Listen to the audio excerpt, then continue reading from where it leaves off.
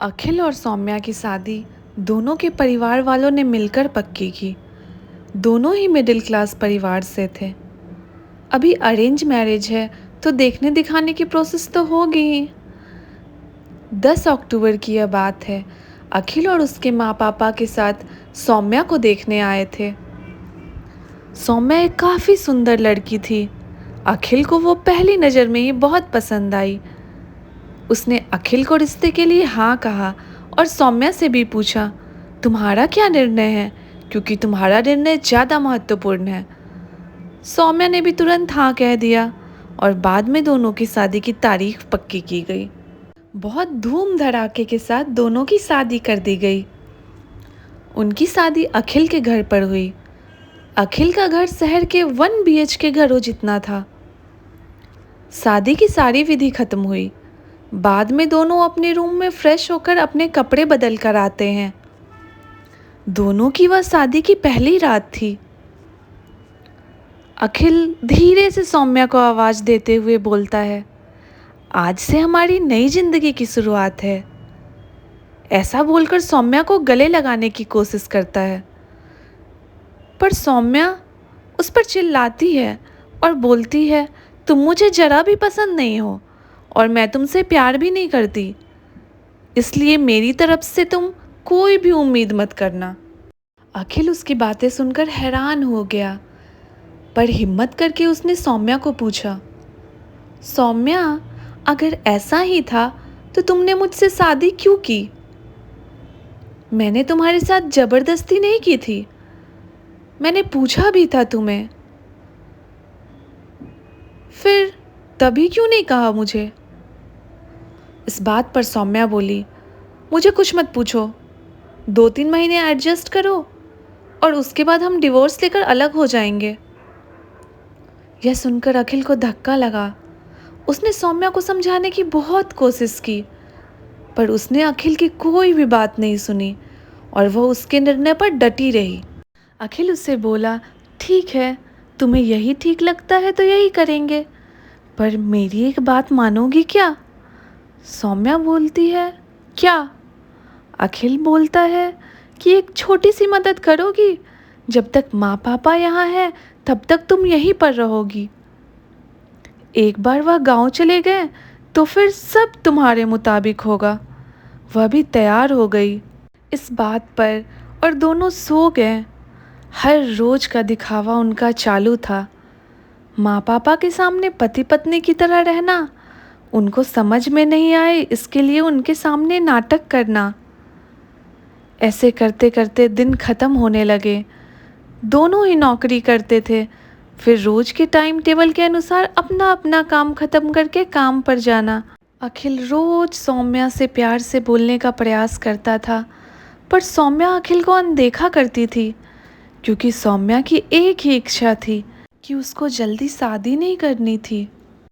घर के लोगों का मन उसे नहीं दुखाना था, इसलिए वो शादी करने के लिए तैयार हुई। पर शादी करने के बाद भी वो फिर से अकेले रहने का विचार करती थी, क्योंकि उसे खुद की लाइफ किसी के साथ शेयर नहीं करनी थी। जैसे तैसे वह दिन निकाल रही थी। अखिल मात्र उसे हमेशा अपनी पत्नी का दर्जा देने का प्रयास कर रहा था, पर सौम्या कभी भी अखिल को पति का दर्जा नहीं देती थी। एक दिन फर्श पर पानी गिरा हुआ था, तब सौम्या का पैर उस पर अचानक से फिसला और उसका पैर फ्रैक्चर हो गया। अखिल तुरंत उसे डॉक्टर के पास लेकर गया। उसका इलाज होता है। डॉक्टर कहता है पैर पर जरा सा भी जोर नहीं देना है, उसकी काफ़ी देखभाल करने के लिए बोलते हैं। फिर क्या, अखिल उसका बहुत ख्याल रखने लगा। हर रोज उसके पैर की मालिश करता था।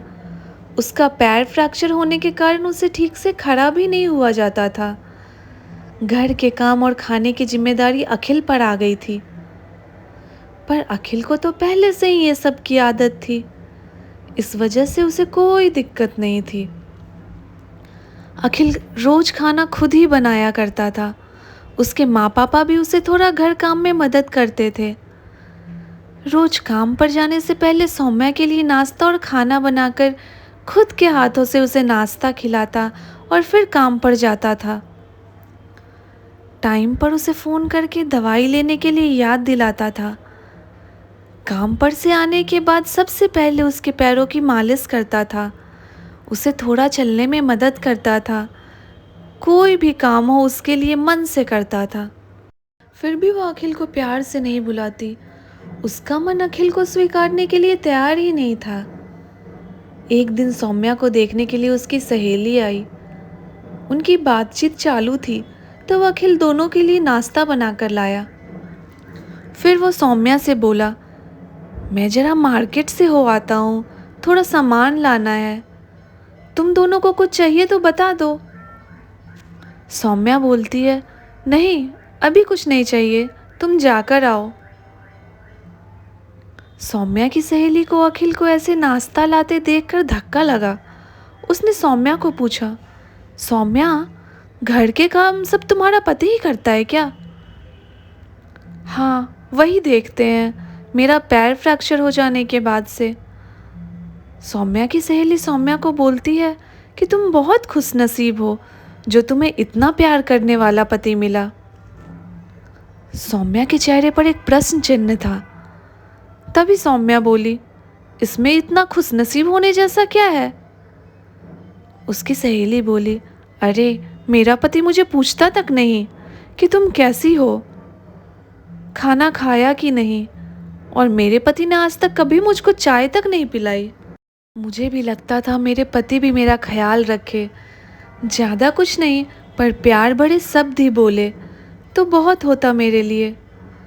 बहुत इच्छा होती है यार, पर इसके बजाय मुझे हमेशा निराशा ही मिली। बहुत मन दुखता है मेरा यार। यह सब सुनकर सौम्या विचार में डूब गई। उसके मन में अखिल के प्रति प्यार जगने लगा। अखिल का प्यार उसकी आंखों के सामने आने लगा। वह उस पर जान छिड़कता है, यह उसे समझ आने लगा। अभी धीरे धीरे सौम्या को भी अखिल से प्यार होने लगा था। वो उस पर विश्वास करने लगी थी। अखिल के मन पर मात्र एक ही डर था कि माँ पापा गांव गए तो हमारा डिवोर्स हो जाएगा, सौम्या मुझे छोड़कर चली जाएगी और समाज में मेरी इज्जत कम हो जाएगी। तभी माँ पापा अखिल को बोलते हैं कि अभी हमें गांव जाना चाहिए, थोड़े दिन रहकर खेती वगैरह करके आते हैं। अखिल उनको जाने नहीं देना चाहता था और उनको डिवोर्स के बारे में भी नहीं बताना चाहता था। अखिल सोच रहा होता है कि अभी सौम्या को उसे कैसे पूछे, कैसे बोलूँ उसके साथ। ऐसे सोचते सोचते ही सो जाता है। सुबह उठता है तो देखता है कि सौम्या बहुत जल्दीबाजी में थी। वह जॉब पर जाने के लिए निकलती है। तब जाते जाते सौम्या बोली कि अखिल, टिफ़िन बनाकर रखा है, लेकर जाना। कपड़ों को इस्त्री करके रख दिया है और नाश्ता भी करके जाना, और हाँ, आज घर पर जल्दी आना। यह बोलकर निकल गई। अखिल मन में ही सोचने लगा कि जिसने आज तक एक गिलास पानी तक दिया नहीं, आज अचानक कैसे उसने इतना सब कैसे किया। अखिल का मन बहुत अशांत हो रहा था। वह भी सब काम करके ऑफिस के लिए निकल गया। उसके मन में बस इतना ही चल रहा था कि आज हमें डिवोर्स के बारे में बोलना है। शाम का वक्त होता है। सौम्या के बताने के अनुसार अखिल जल्दी घर आता है। सौम्या ने खाना बनाकर सब काम निपटा कर रखे थे। घर पर आते ही उसे चाय देती है। यह सब अखिल के लिए नई बात थी। चाय पीते पीते अखिल धीरे से सौम्या को पूछता है, सौम्या, तुम ठीक तो हो ना? तुमने निर्णय तो लिया ही होगा ना? मुझे छोड़कर जाने वाली हो इसीलिए सब कर रही हो ना? इस पर सौम्या बोलती है, मैंने अपना फैसला ले लिया है और मैं कहीं पर भी नहीं जा रही हूँ। मेरी पूरी ज़िंदगी मैं तुम्हारे साथ जीना चाहती हूँ। और जाकर अखिल को गले लगा लेती है। वो बोलती है, मैं तुम्हें छोड़कर कहीं नहीं जाऊँगी।